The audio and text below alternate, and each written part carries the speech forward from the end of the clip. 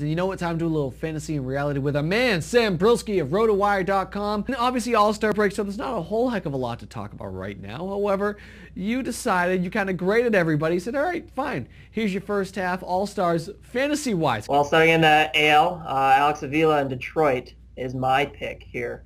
He's also the real-life All-Star starter, so fan voting got it right here. And, Brian McCann was pretty much, to me, had to be in your top three, and he's really the only guy that has performed up to his expectations. I think first base is a little biased because you're in Milwaukee and I'm here in Boston, so we'll have a little role reversal here. So you've got first base, you've got Paul Konerko and Prince Fielder.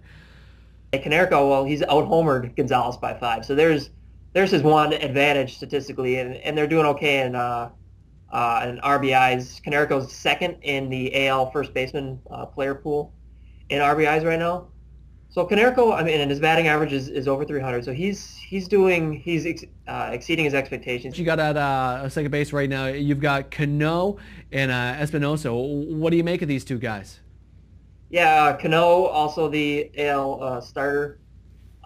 He was another high draft pick. Usually going late first, early second.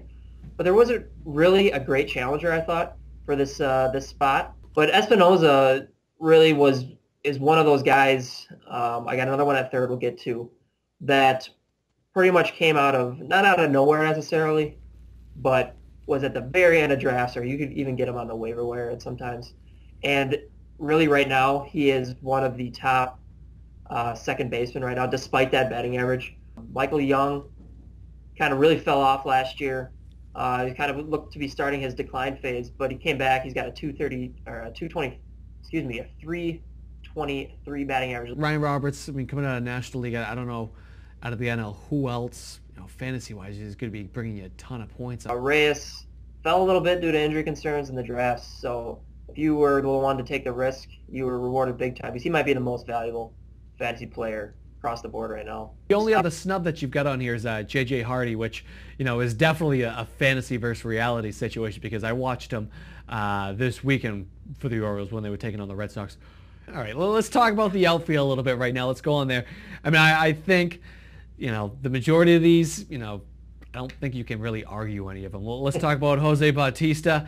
I mean, really? I mean, is there any questions about this guy, what he's been able to do? I mean, Bautista, I'll just kind of go down the list and you can kind of give me your justification for it. Bautista, you don't have to. We know what the guy's able to do, what he's been able to do this whole season. I mean, people, I think, even took him a little bit lower in the draft because they weren't sure if he's able to duplicate his success. You got Granderson, Ellsbury, Matt Kemp, Lance Berkman, and Michael Bourne. So tell me some of these guys. What are your thoughts? Granderson, he's a power speed guy exceeding expectations. Is there anything better than that? Matt Kemp in the NL, even better. He has a chance to be the 5th guy in the 40-40 club if he keeps on pace. I think Berkman is an obvious pick there, a guy that had injury concerns. I was laughing when the Cardinals decided to put them in the ultra. The last 2 picks here, Ellsbury and Michael Bourne, actually real similar players. Bourne, slightly worse batting average at 287, Ellsbury over 300. But he's got Ellsbury's got 28 steals. Bourne has 35, leading the league. 60 runs for Bourne, 62 for Ellsbury. They're on pace for 110 runs, which is, basically league leading for guys that are hitting leadoff, not power hitters. Bourne was actually the better value going later in drafts. Ellsbury, as you know, was injured last year, so he had some concern going into the year.